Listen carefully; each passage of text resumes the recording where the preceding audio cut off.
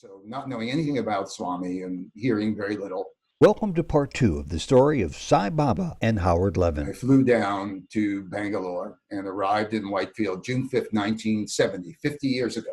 An American with a half-century perspective on this holy man. So Swami said, you come and stay with Swamiji in my house. So the second day that I ever saw Sai Baba in my life, I was moved into his house.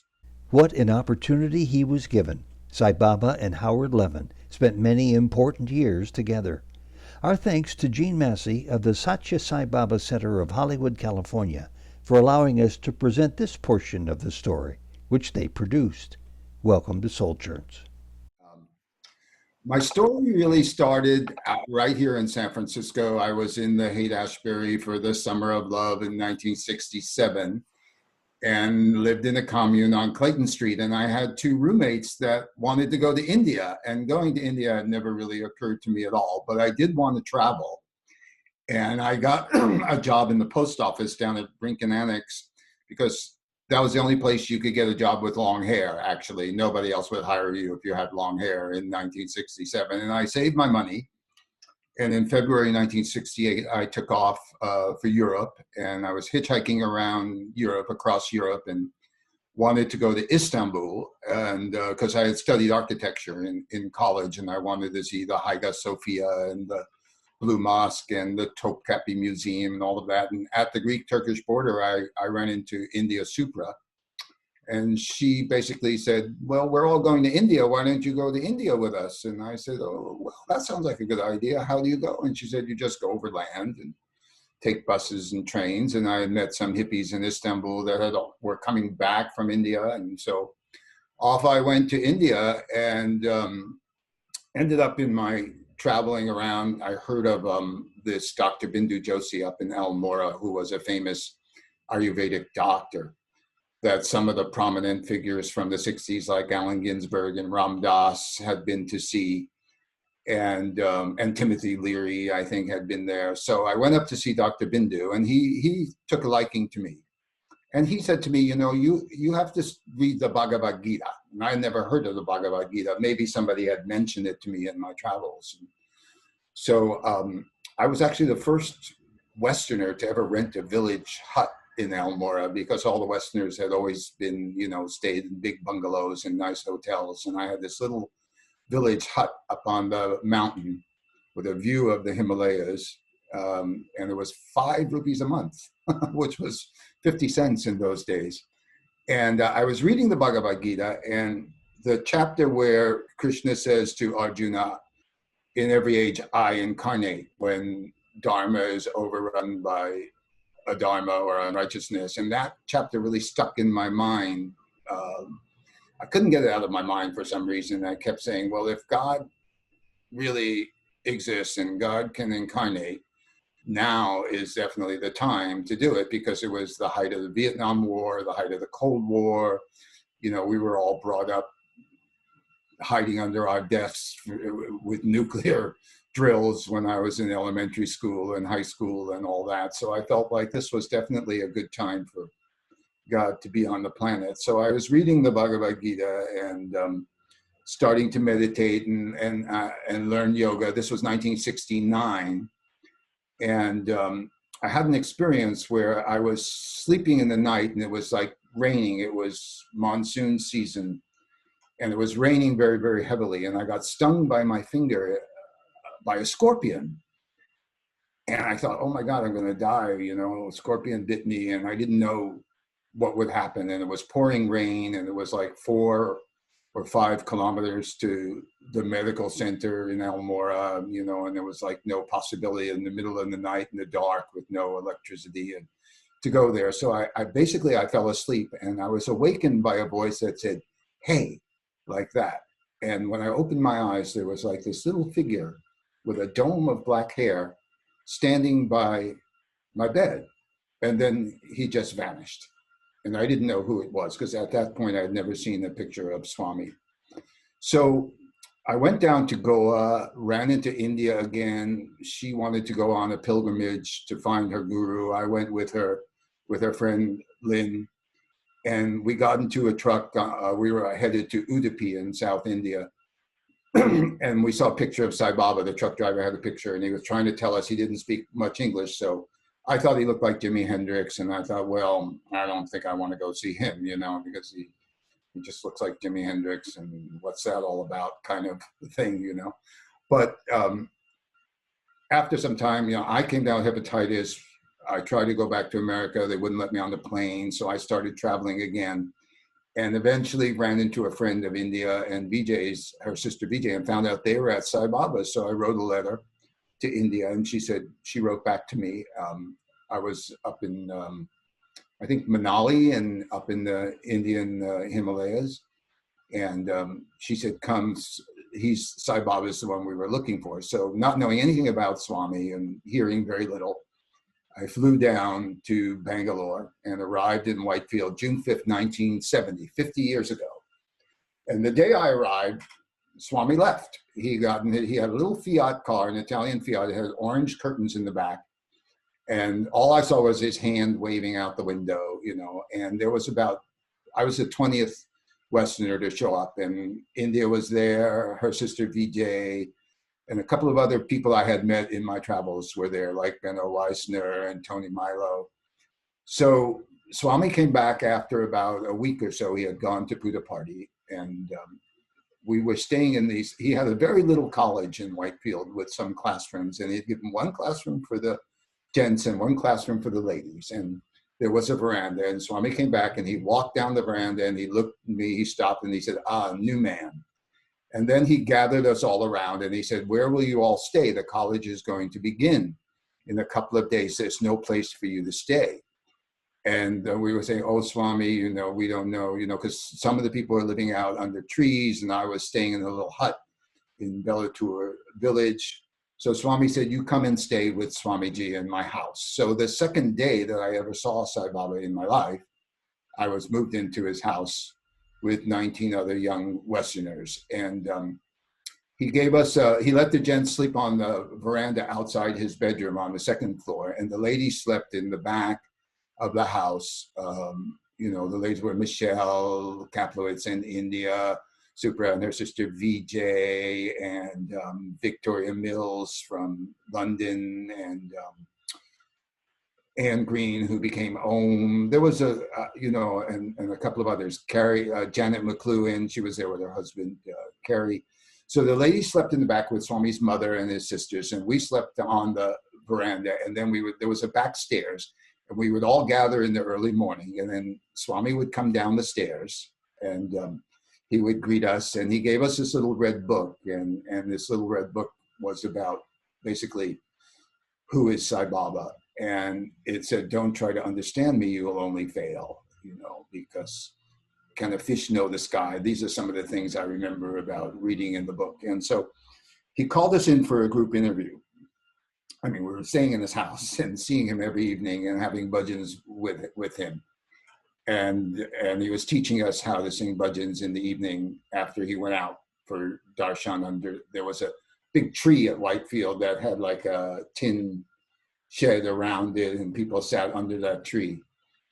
And there was very few, his bungalow was completely different. It wasn't a lotus-shaped house like it is now. It was an old kind of Art Deco style house.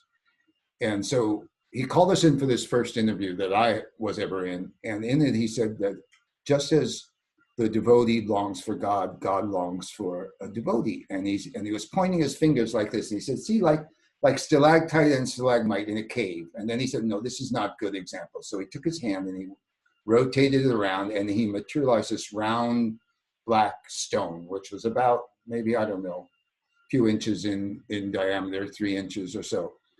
And he passed it around. It was a solid black stone. And he took it back and he held it up and he blew on it with his breath, and he went, and he blew a little cave in the stone, and it had a little stalactite and a little stalagmite. And he said, see, like this. And as he passed it around, we all looked at that little cave. When it got to Gil put it in his pocket and kept it. And Gil took it to Bangalore, and he took it to this Hindu priest, and he said, well, what is this? And the Hindu priest said, this is a soligram.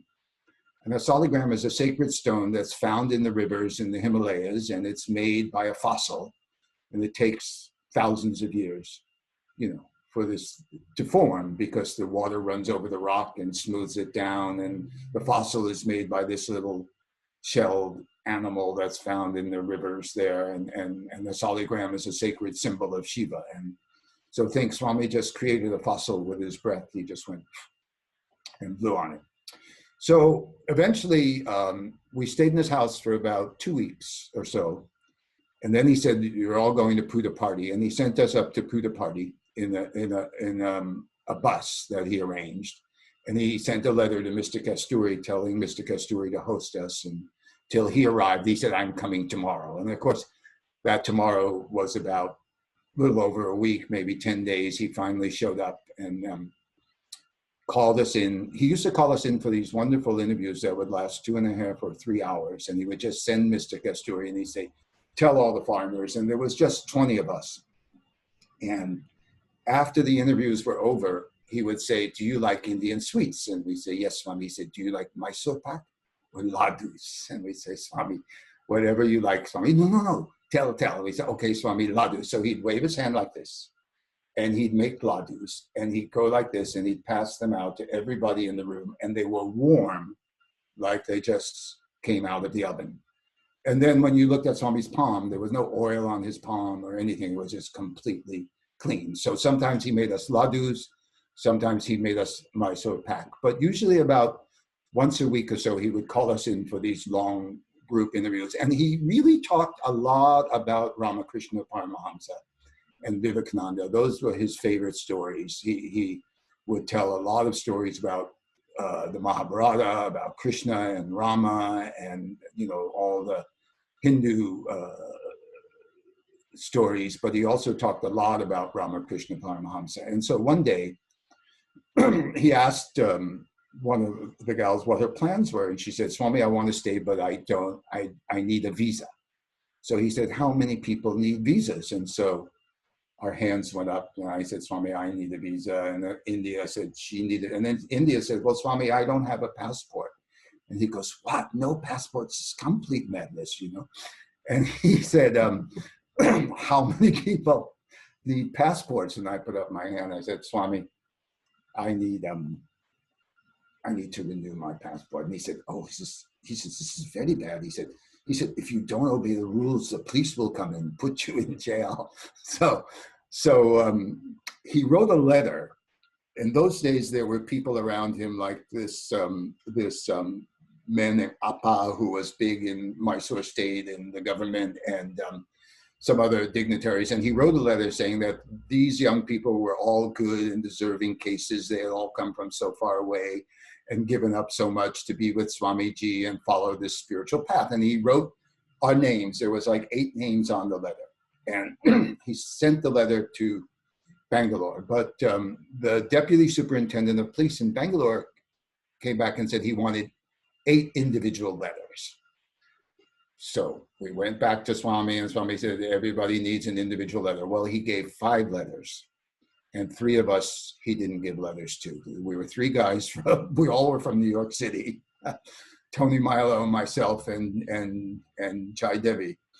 And we didn't get letters. So Tony and Jai took that as a sign that they were supposed to leave and find a different teacher. And they actually left. And I felt that this was some kind of test for me, and that everybody said, well, if you go to Madras and get a new passport, then Swami will give you a letter. So went to Bangalore, waited on the train platform for the Brindavan Express, and I closed my eyes and I thought, Swami, I wish I could stay with some devotees in Madras. I really don't want to be there by myself. I don't know. It's now Chennai, of course, but then it was Madras. I don't know anybody there. And the minute I opened my eyes, this man came up to me and he said, I saw you at Whitefield in the Darshan line. He said, didn't I? And I said, yes, I was there. I said, well, are you going to Madras? And I said, yes. He said, well, why don't you come and stay with me and my family in Madras, and I'll take you to Bhajan. So that was like, my prayer was instantly answered. And then he took me to this Bhajan in a suburb of Madras called Ambattur. And they said, when Swami was pleased with the bhajans, the garlands would dance back and forth in time to the music. So we started up the bhajans, and it was a very hot night. The windows were open. There was no breeze. And in India, you know, a lot of the pictures of the gurus kind of hang from the wall like this, and then they have a garland hanging down, you know, if you can just kind of get that image. And so the garlands were just still. So they said, Mr. Howard, you lead a bhajan. So I started Madhura, Madhura, Murali, Ganeshama, like that. And all of a sudden the garland started to dance in time to the music, back and forth like that. And then when I increased the tempo, the garlands increased. And when I stopped, they stopped, right? So that was a pretty amazing miracle, because Swami was in Puttaparthi at the time, and this was Chennai, hundreds of miles away. And the flowers were also spinning on the tops of the pictures. They had flowers tucked in, and then they would shoot off and fall in Swami's chair. They would fly across and just fall in Swami's chair. All this, so they asked me to sing another bhajan, and it all started up, and it happened again the second time, and then it stopped. So when I went back to Puttaparthi, Swami called us all in for an interview, and I was sitting right at his feet, right up front. Everybody pushed me up front so I could ask him for this letter, right? And he did not give me a chance at all, you know, to ask him. And we were in there for maybe an hour and a half, 2 hours. So finally at the end, we all stood up, and I finally had a chance, and I said, Swami, I need a letter for my visa. And he came over to me and he said, yes, I'm giving. I've already told Kasturi. And I started to cry. So I was so relieved, you know. So he came up and he rubbed my chest like that. And he said, don't worry, I'm always with you. So that was the first, well, of course, seeing him materialize holy ash and soligrams and rings and lockets and necklaces and all that was pretty miraculous. But seeing the garlands dance in time to the music hundreds of miles away, that was pretty amazing too. I ended up staying all the way through 70 and 71 till Christmas 71. But around Christmas time in 1970, we heard a rumor that Swami was going to Goa. And we wanted, of course, to go. But Mr. Kasturi came out, and at that time we weren't staying in Swami's house in 71.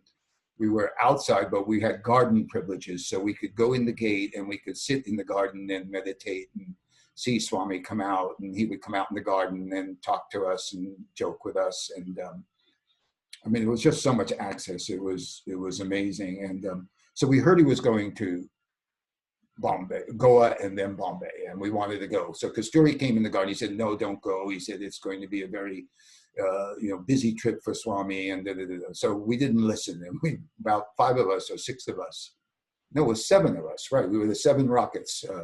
We got on the bus, and 30 hours we went to Goa. You know, in those days I was in my 20s. 30 hours on an Indian bus didn't mean anything. And when we got to Goa, we got permission from governor. He was staying at the governor's mansion, which was this beautiful mansion on a peninsula overlooking the Arabian Sea that had been built by the Portuguese colonists, you know, for their governor or whatever. And so this was a beautiful place Swami was staying in.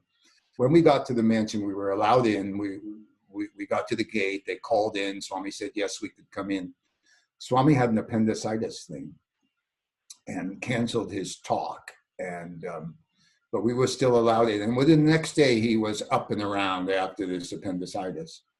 And there was one step where we were waiting. It was like a big veranda that overlooked the Arabian Sea. And there was one step up for Swami to go into this big grand dining hall. And he would stop and talk to us. And when he stepped up the step, he was very careful, and he went down the step because his side was still hurting him a little. And then he told us to come to Bombay with him, now Mumbai, of course. So we went to Bombay, to the Dharma Kshetra, and he gave us some rooms there.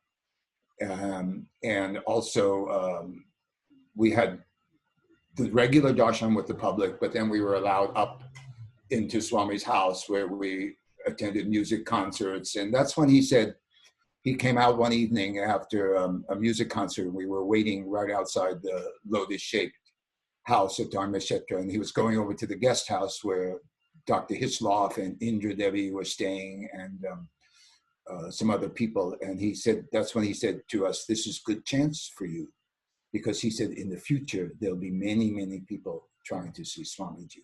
So that's why I titled my book, Good Chances, from what Swami said. And then after Bombay, we went back to Puttaparthi and I stayed all through 1971.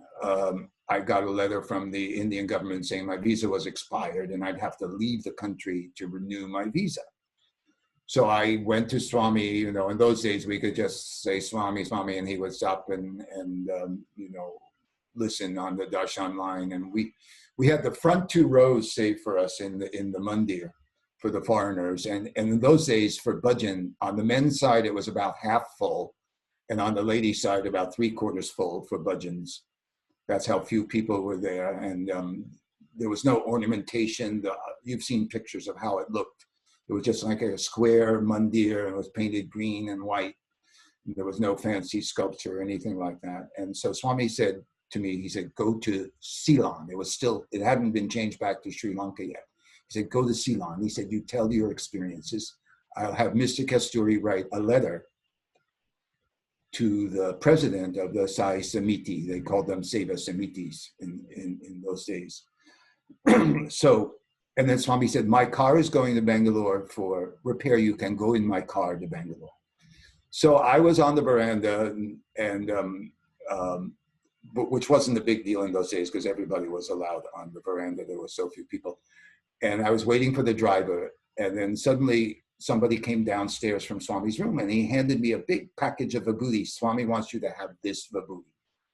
So I go in Swami's car with the driver. I'm sitting in the back seat of Swami's car and going to Bangalore, and I had nothing else to do. So I counted the packets of vibhuti, and it was like 50 packets of vibhuti. So I get down to Tiruvannamalai, not Tiruvannamalai, I'm sorry, that's the place where you catch the ferry to Sri Lanka.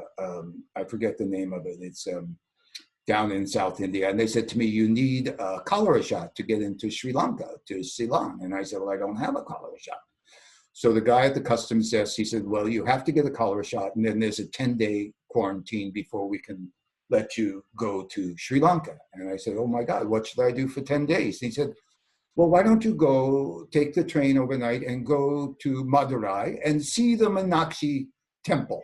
It's a beautiful temple. And you can spend your 10 days like that and get your vaccine there and enjoy South India and then come back and then you can go to Sri Lanka.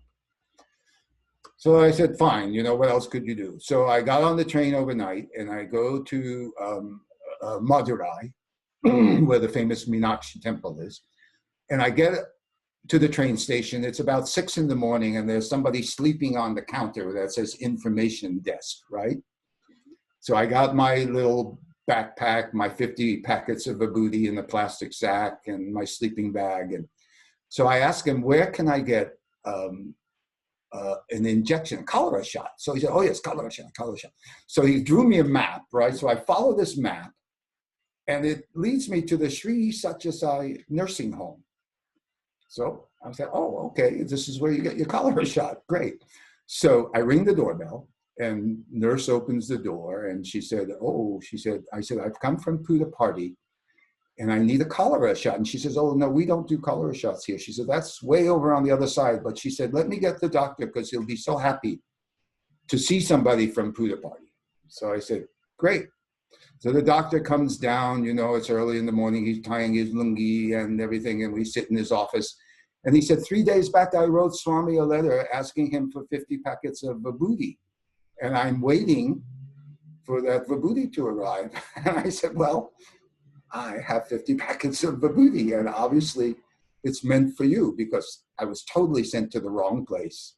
It was all just, you know, it looked like it was all just coincidence, but we know it wasn't a coincidence. So I gave him those 50 packets of vibhuti and stayed in Madurai. He was very nice. He hosted me, you know, sent me around. So finally my 10 days were up. I went to Sri Lanka. And I was in Sri Lanka and gave talks. I went all over the island. It was quite beautiful. And then the Indo-Pakistan War broke out in 1971. And they said they wouldn't be able to give me a visa to go back to India. because of the war, they weren't issuing visas. So I'd have to go back to America. So I called my father in New York. And in those days, to make a call, it took hours. You had to book a trunk call and wait and everything. So I got a ticket on Swiss Air through Mumbai and then on to New York. And when I got to the airport in Mumbai, I had to go through customs, and the guy said to me, the customs officially said, do you want to have a 3-week landing permit? They had the thing, like if you arrived at the airport, they would give you a 3-week visa. They called it like a landing permit. And I said, I thought you weren't issuing any visas. He said, oh, no, we can give 3 weeks to you. No problem. So I immediately went to Swiss Air, changed my ticket for 3 weeks later. Those days you could change your ticket without any fee. It was free to change your ticket. So immediately caught a flight to Bangalore, went to Darshan. Swami comes up to me in Darshan and he says, come to Madras. We're all going to Madras. So we get back on the Brindavan Express down to Madras, and we're having incredible darshan with Swami. There was a house that he used to stay at where they had cemented their whole front lawn and put up one of those colorful pandals or tents. And we were there. So one morning, Swami came out very early. We were there because usually there was a very early darshan, like 6 a.m, and then there'd be Nagas and Kirtan. And so Swami came out and he walked right up to me and he said, I'm going to the hospital to see Walter Cowan. Walter Cowan died in the hospital and I'm going to see him. You wait here, I'll be back in 1 hour. So 1 hour, 2 hours, 3 hours, 4 hours, no Swami. So Michelle found out that Swami had gone from the hospital to visit the widow of the former chief minister of Madras, Tamil, whatever the state was. I can't remember. Is it Madras state? But anyway, so we didn't know. Tamil Nadu. Yeah, okay, Tamil Nadu.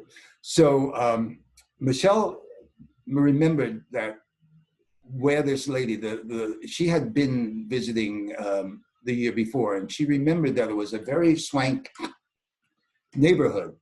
So we got into this taxi and we were zooming around this very fancy neighborhood Michelle knew, but she didn't know where the house was. And I closed my eyes and I prayed to Swami. I said, please give me a talisman, because by this time it was Christmas Day, 1971, and my ticket was for that evening at 6 o'clock to fly back from Madras to Bangalore, to Bombay, and then Bombay on to New York. And so I closed my eyes and I prayed for Swami to give me a talisman.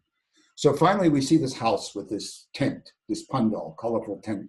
And we said, that must be it. So we get there and of course, Swami's there. And so we get out of the cab, we're standing in the pandal with other devotees, and Swami comes out of the house, walks right up to me and he said, I'm going to the hospital to see Walter Cowan. I'll be back in an hour. The same thing he had said early in the morning. So this time he did come back in an hour and he called us into a private room for an interview. There was myself, India, Leela, a couple from Hawaii, Steve and Irene, Al, who were just wonderful people, and a couple of other people. And in the course of the interview, he looked at me and he said, you have dirty thoughts and doubts. And I said, what should I do about that, Swami? He said, don't worry, he's passing clouds. And he rotated his palm and he made this little coin, which I still have around my neck from 1971. You probably can't see it from here, and he walked up to me and he said, here, keep this with you in America. And he just put it in my pocket. And on one side it has Shirdi Sai with a little TPS under Shirdi. And on the other side, it has a hand, the Abhaya, and it says, why fear when I am here? So it was exactly what I had closed my eyes and asked him for in the taxi. So another way that Swami demonstrated his omniscience. And then I went back to New York and stayed in New York for 3 months and wanted to come back. I had a return ticket. In those days, tickets were like $450, $550, depending on where you bought them from, round trip, which was a considerable amount of money in the 70s. And so I came back. Swami was in New Delhi. I got a last minute call that Swami was in New Delhi. So I changed my ticket. And like I said, in those days, originally I was flying to Bombay. You can change your ticket to Delhi. There was no extra charge, you know. So I flew to Delhi, and Swami was at Sohan Lal's house, and there were like 50,000 people outside. And the police were there, and the military, and the crowds were pushing and shoving, and it was total pandemonium, like it can get in India. And Swami, but all the foreigners were inside the compound of Sohan Lal's house. There was a big wall. And so the volunteers who were outside kind of pushed me towards the gate. They opened the gate a little bit, and when they opened the gate, there was a huge swell of pushing, and you kind of got pushed in and thrown on the floor. And there I was inside the compound. And so we were allowed to be in the compound, and then Swami would go out. He would walk and give us all darshan.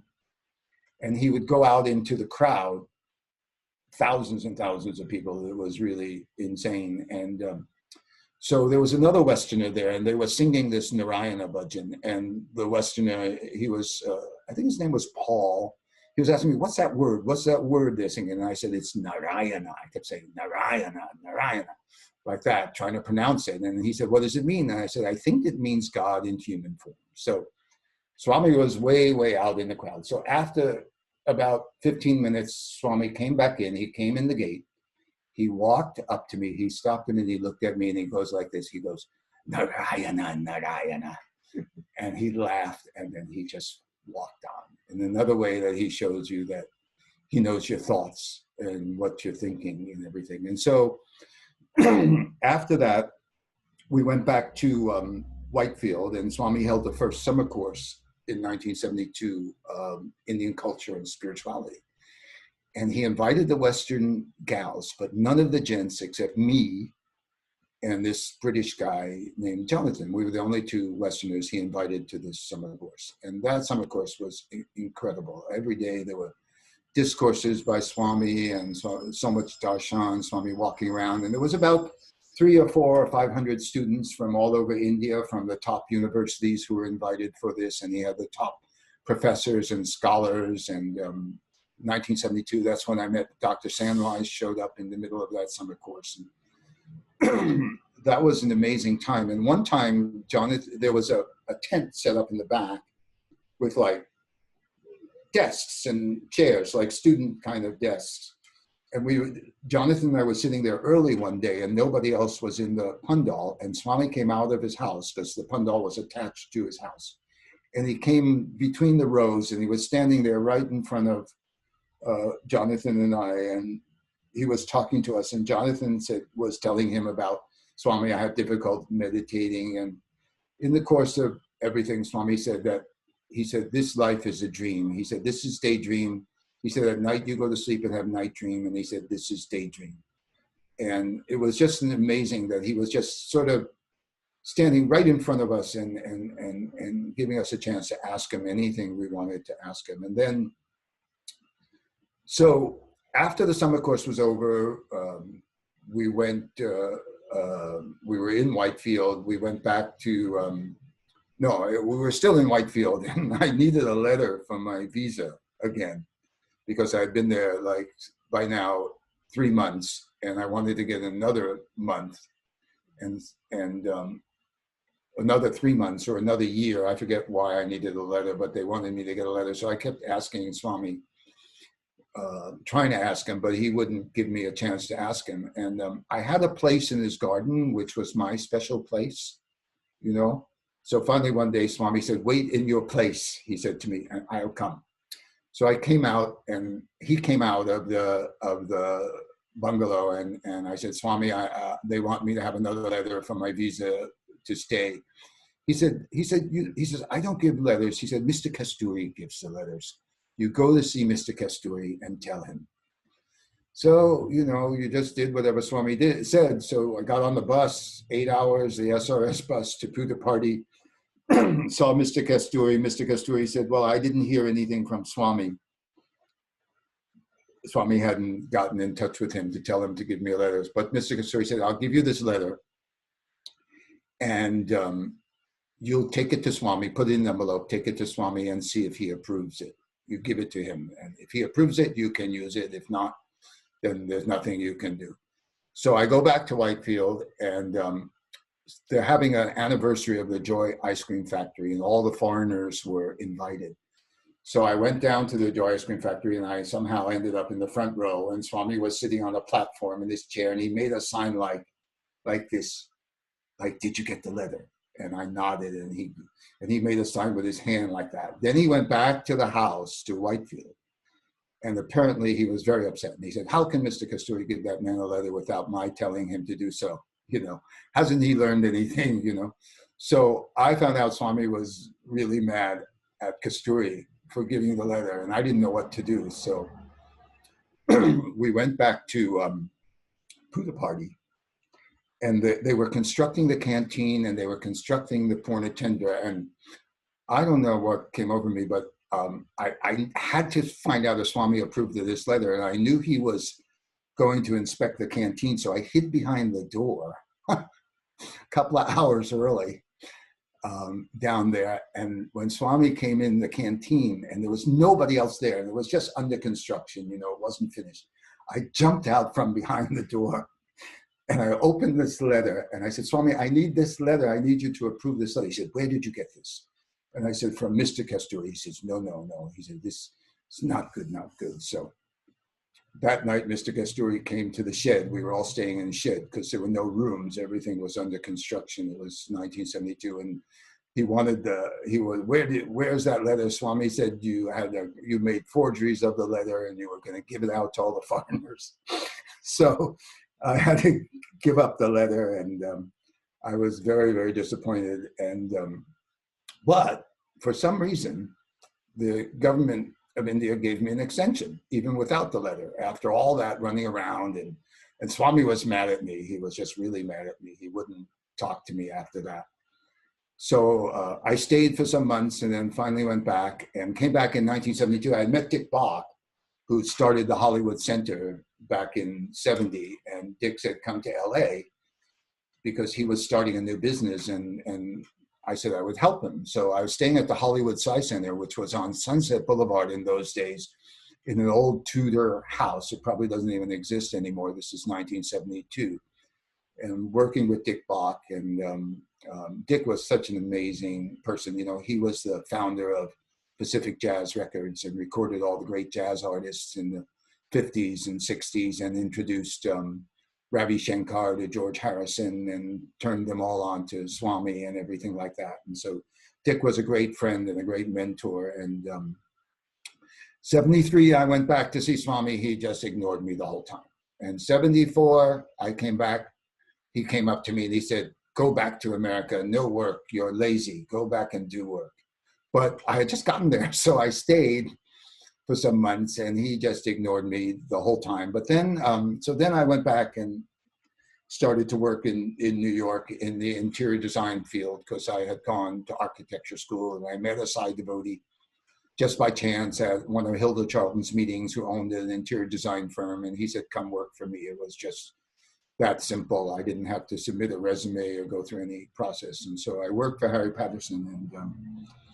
And then in 77, Michelle and Vijay were going back to ask Swami if they could marry.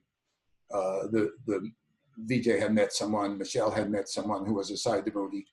So we all went, and in 1977, he was very friendly to me when I got there. He was like, I hadn't been there in 3 years, and Swami seemed very glad to see me. He immediately came up and he said, how many people in your group, And I said, Swami, I forget, maybe it was 10 or 12 or 13 or something like that. So he called us in for interview. And in the course of one of the interviews he gave me, he said, next year, come back for summer course. I'm having a summer course. And that was 1978.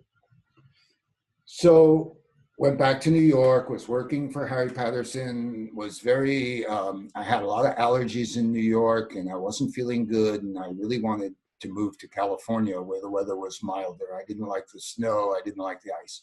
So 78, came back for the summer course, and after the summer course, I really, really wanted an interview with Swami to ask him what, if I could move to California, So I finally got the interview, and Swami said to me, what about your work, sir? And I said, Swami, I want to move to California. I don't like, and he said, why move? He said, native place is best. I said, but Swami, my health is very bad, and that cold, damp climate I want to be in. Not that San Francisco was much better, but he said, I want to be in a better climate. And he said, well, what do you really want to do?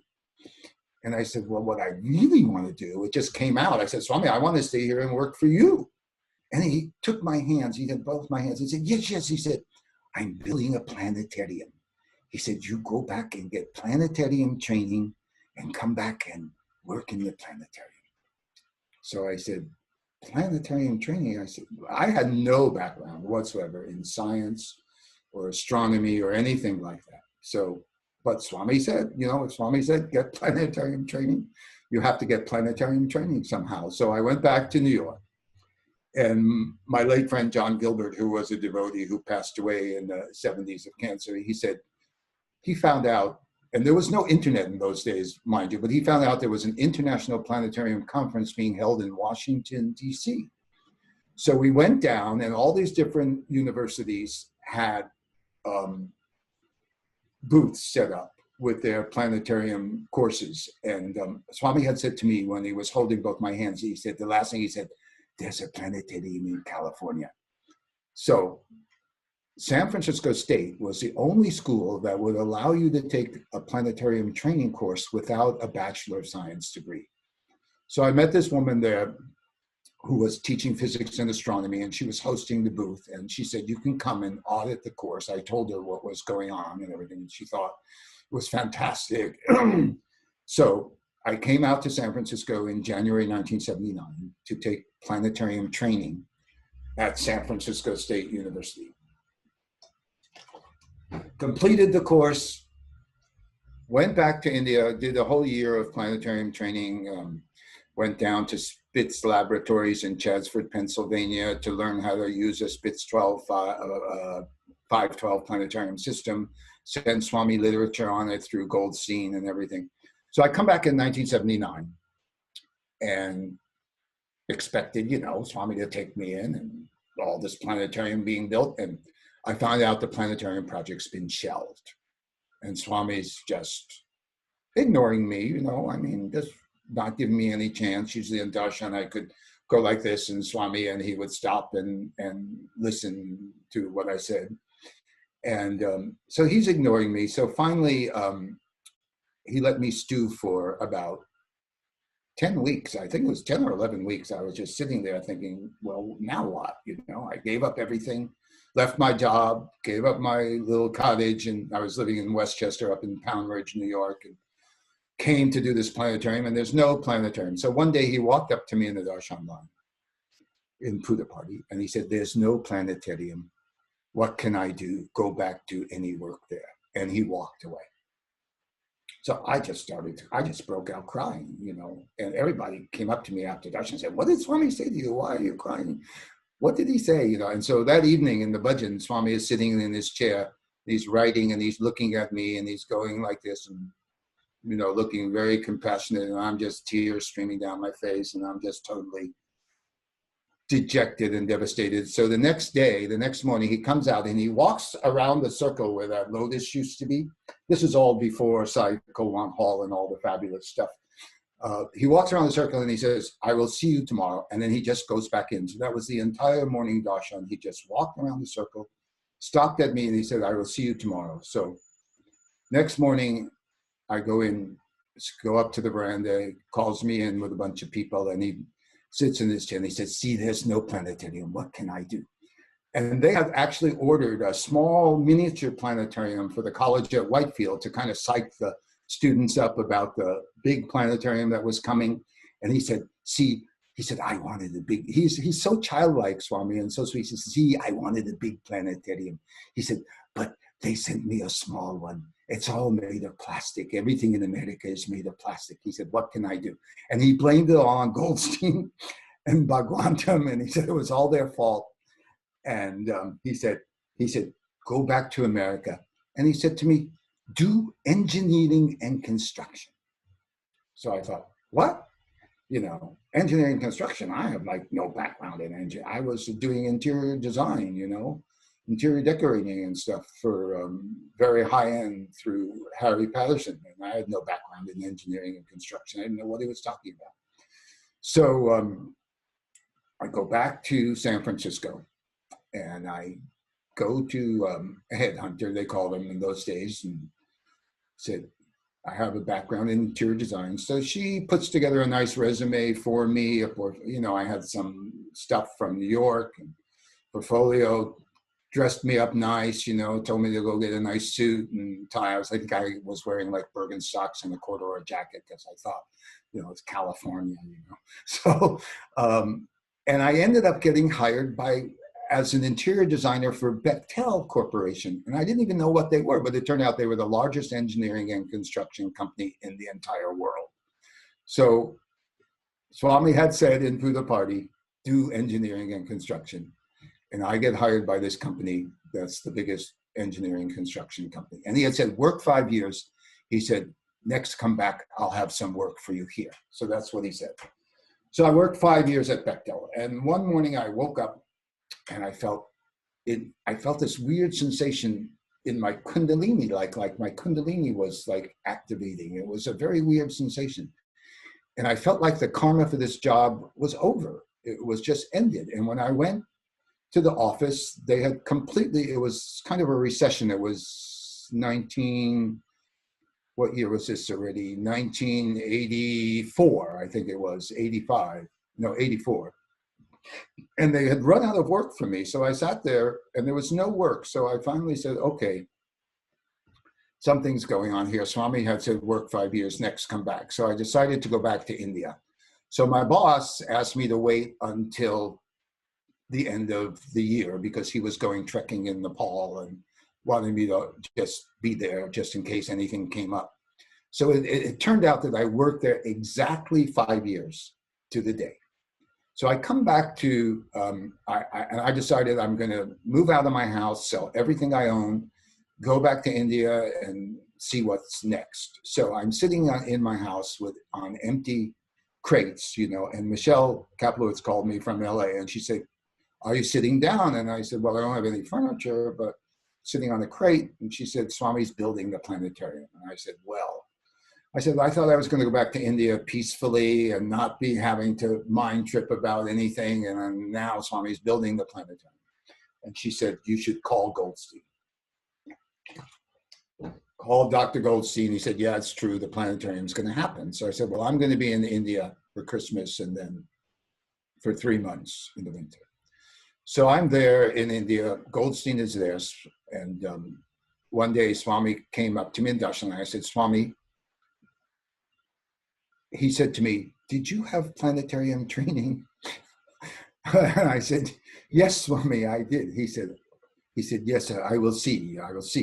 So apparently he went in the car with Goldstein and they talked about it. And he said to Goldstein that I could come and work in the planetarium and we'll see if I can adjust, you know, because I had been in San Francisco for 5 years and I had been doing very well, had a beautiful house and living quite a nice life at the time. And so Swami said, we'll see if he can adjust.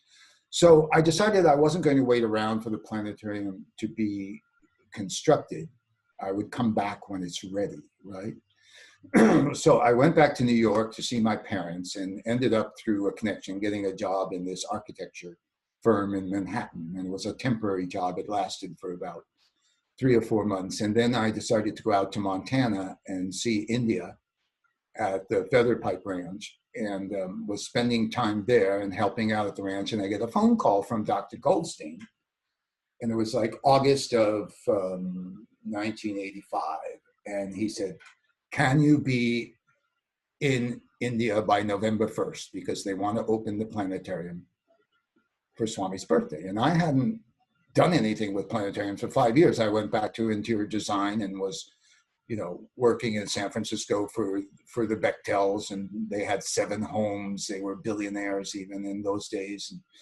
And their corporate suites and executive suites and doing all that. And so I had to go back to Chatsford, Pennsylvania to Spitz Laboratories because Swami ended up they ordered a Spitz 512 planetarium. There are 3 companies at that time that made 3 or 4 in the world. One was Spitz in Pennsylvania, one was Zeiss in Germany, Minolta in Japan, like that. So there weren't that many places. So Swami went with the Spitz 512 Planetarium. So I went back to Chadsford, Pennsylvania, and my dearest friends, Robbie and Suzanne Levin in Philly, Robbie drove me down there every single day, got a refresher course for about a month, flew to India, and there's the planetarium under construction, you know, and so I'm in the planetarium, and Swami comes up the stairs, and he looks at me like, just like I'm supposed to be there. He doesn't say anything.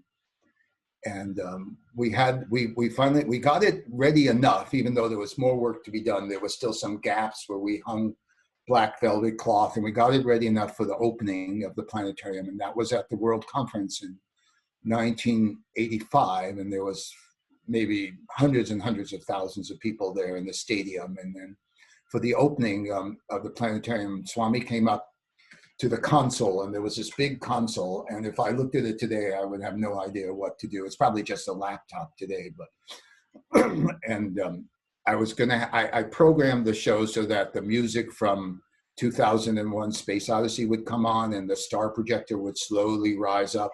So Swami is standing there at the console next to me, and I said, Swami, will you like to start the planetarium? And I showed him the button. So he pushed the button down, and I said, no, Swami, you have to push the button up. He goes, oh. And so he's holding the button up, and the star projector starts to rise. And I said, Swami, do you see the star projector? And Swami said, no, I can't see. I'm very short. So finally, the star projector came up, and Swami sat down, and we had the planetarium show. And then he let me walk him, hold his hand and walk him down the aisle and out to his car, holding his hand the whole time. And outside there was just like hundreds of thousands of people. It was a huge thing. And so that was it. And then the planetarium shut down. And so we kind of sat around waiting for the construction to be finished. And in India, they take a little bit longer time than they do in America to do things. And so weeks went by, and weeks turned into months. And Swami would come down and visit at the planetarium. And one time he came down and nobody else was there. You know, the rest of the crew was gone, and I was alone. And Swami pulled up in his car, and he came out. So he wanted me to walk him around and show him everything. So we're walking around the planetarium, and I'm showing him this, and he's looking at that. And he said to me, he turned to me and he said, in the future, he said, many, many, many people will come to see Swamiji, he said. So this has to be nice, you know. And so in March, everybody went to Whitefield after Shivaratri. And I call that the month of miracles, because Swami just did so. I was on the driveway with the students, other people who were there, like Howard Murphy was there, Maynard Ferguson, the famous jazz musician who passed away, was there. Howard Murphy was there, and Swami was just, one day he was out on the darshan line, and a student wanted Swami to sign a picture. So he gave Swami the picture and the pen ran out of ink. So Swami gave him back the pen, stepped back, waved his hand like this, and produced this beautiful red and gold pen, and took the top off, signed the picture, and gave the red and gold pen to the boy. And I was very friendly with Mr. Ratnalal, who I had met in 1970, and we remained good friends. And Mr. Ratnalal was the first to publish Swami's books, and he was a very wealthy man from Mumbai. His brother was Sohan Lal. And I would visit Mr. Ratnalal. He had a bungalow behind Swami's in the compound, and Mrs. Ratnalal would bring Swami his food. Then we would get the leftovers from Swami's plate. But Mr. Ratnalal were both of us we liked to read Sri Ramana Maharshi, because Swami had told us to read Ramana Maharshi. And so we were always discussing, you know, the self-inquiry path and the Vedantic philosophy. So one day, Mr. Ratnalal and I were standing on the driveway waiting for Swami to come out. Of Trey Brindavan had been built by this time. And Swami, there was some planters by the doors, the main doors, and ice plant was growing. And in California, we have ice plant grows along the coast. It looks like little teeny green bananas, you know, in a cluster. So he picked off one of the little green bananas and he came up to Mr. Ratnlao and me. We were just standing there. He had it between his fingers and he said to Mr. Ratnlao, "What is this, sir?" Mr. Ratnlao said, "Swami, I don't know the botanical name." And Swami said, "No, no, this is God." And he went, he blew on it with his breath and it turned into a black oval lingam made of stone instantaneously. So he gave it to Mr. Ratnlao, but then he saw Mr. Ratnlao had a chain around his neck. So Swami took the chain out like this and he said, oh, give it back, give it back. So he took back the lingam and he held it the long way and he blew a hole with his breath. He went like that and blew a hole down the stone so that Mr. Ratnlao could wear it around his neck. So there you have Swami changing a plant into a stone and then blowing a hole down the center of the stone so Mr. Ratnlao could wear it on his neck. You know, through the course of all the years that I was with Swami from 1970 to 1986, which was the last time I was there and left. And then they blacklisted me, the government of India blacklisted me for working in the planetarium. And I was never allowed to go back and stopped trying after some years. He just, I saw him materialize through the years, so many different things. At Michelle and BJ's double wedding, he made the earrings for the ladies. And as he was rotating his palms, you could hear these little bells jingling. And then suddenly he closed his hand and when he opened it, 2 sets of earrings with little tiny bells. And one set was green and gold. I think he gave those to Vijay, and one was red and gold. And he gave those to Michelle. And and I've seen him make the sacred thread. I was in a thread ceremony once in an interview with this Indian family, and the Upanayanam, they call it in India, where they invest you with the sacred thread. It's kind of like a Hindu bar mitzvah. And Swami materialized the thread and he pulled it out of his hand and he put it around the boy's neck and he did these prayers. And he would materialize, I've seen him do many rings where he would take a ring, a cheap ring off of somebody's finger and say, "Now I'm going to make you a valuable ring." And he would just blow on it and change it completely into a diamond ring or a gold ring or something like that. I mean, he just had this ability to transform matter completely. And then in the last, yes. Let me ask you. We've got about 10 minutes, so and I know that. Are you telling me that you haven't been back since '86? No, I haven't been back since '86. Wow. But I've had many dreams and many experiences. And what happened in 1980 was the last 10 minutes. The woman I met in Washington D.C. who hosted the San Francisco State planetarium show. When I went out there to study the planetarium training, she and I became involved in this affair. And she was an astrophysicist, and I thought I was supposed to marry her. And she was invited to go to China to teach at Beijing University. So I asked her if she would stop and see Swami and ask Swami if we're supposed to be married.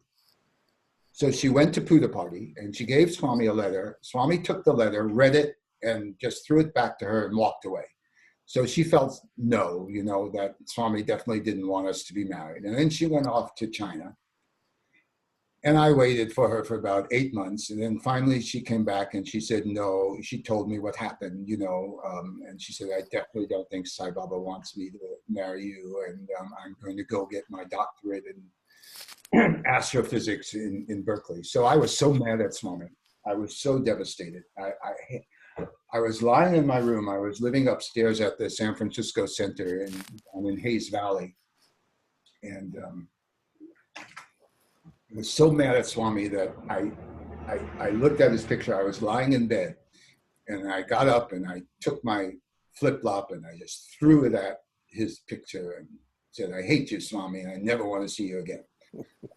So then I'm lying there in bed and there are lights. The street light is coming through. I had like bamboo shades over the window, so the street light is filtering through. And I heard these 2 cherry bombs it sounded like cherry bombs go off inside my head. There was no pain. It was like two loud bangs.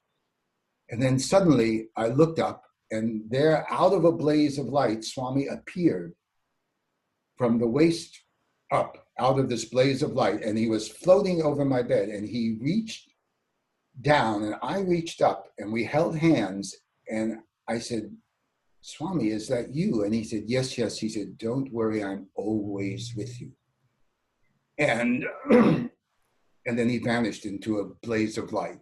And it was such an amazing experience. And then 6 years later, in 1986, I had 3 interviews before I left. And in one interview, he leaned over in his chair and he said to me, 6 years back, there was that girl you wanted to marry, confirming the experience.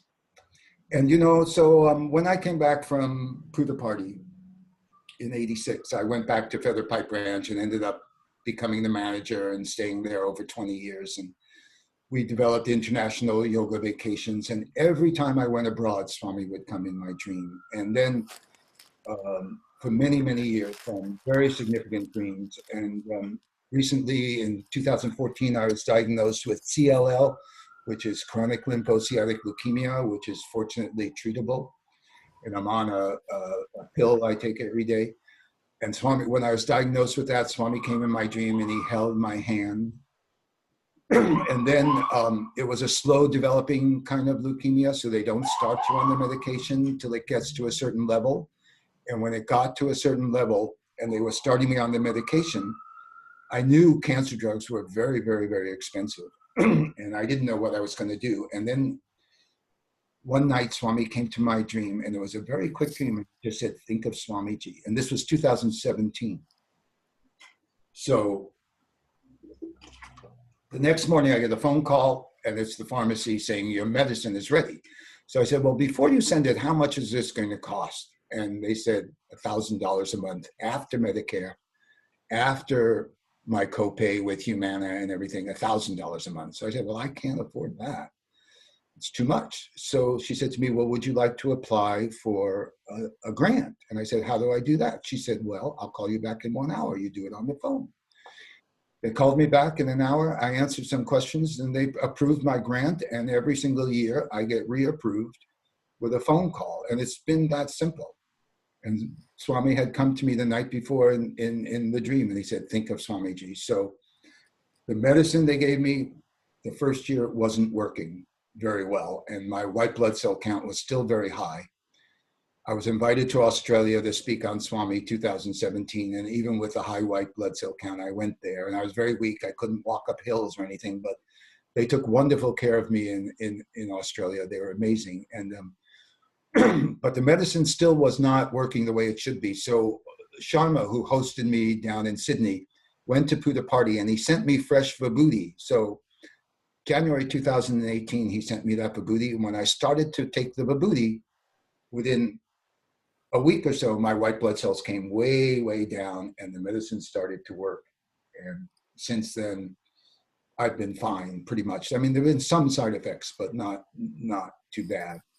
So I take vibhuti every day with my medication and chant the vibhuti song. And that's just another one of Swami's miraculous things that he's done for me in my life. So it's been a great blessing.